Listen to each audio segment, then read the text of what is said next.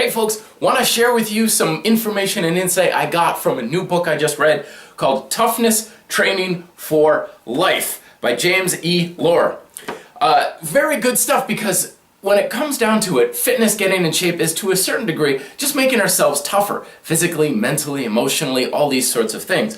And it wasn't revolutionary information that it was coming out with. The basic idea in the book is that we have two opposing forces that affect the condition of the body and mind. We have stress on one side, and we have recovery on the other. In the world of exercise, stress, of course, is from exercising, training, and conditioning, and then recovery comes in the form of rest and nutritional support.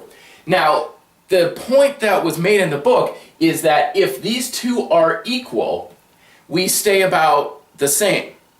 If we increase the amount of stress upon the body and tilt like so, then what's going to end up happening is over time, the body or mind will become overstressed or overtrained if the recovery does not balance out.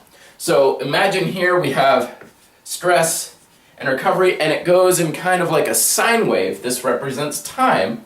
So if we have a line like this, that's constantly dipping back and forth between stress and recovery, we're fine.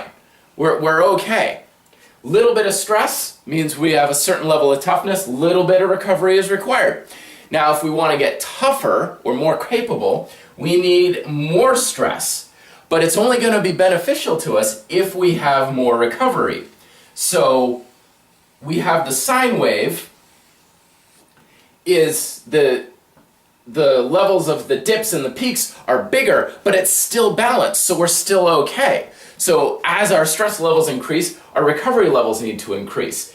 If stress levels increase and recovery doesn't increase over time, it gets bigger and bigger, and that's how we get overtraining. Same thing can happen the opposite way. As stress doesn't increase but recovery increases, we start going on a downward trend. Here's the point I wanted to make today though. In order to have more toughness, more fitness that we're after, we need to increase recovery and stress at the same time. But unfortunately, as was the habit of myself and a lot of other folks, when it comes to saying I want to get in better shape, we typically increase the stress but ignore the recovery. So this sort of thing starts happening, and the knee-jerk reaction is, oh, I'm overtraining, I gotta cut back. I gotta have less intensity, I gotta have less volume or frequency in my workouts and so forth. So instead of having high amplitude, we just simply shrink it down a little bit, but that just keeps us where we were. We'll never make any sort of progress because it just is holding back the stress because we're not willing to also increase the recovery. Here's my recommendation. If you feel like you might be overtraining a little bit, don't look at shrinking your stress just yet. Look at increasing your recovery.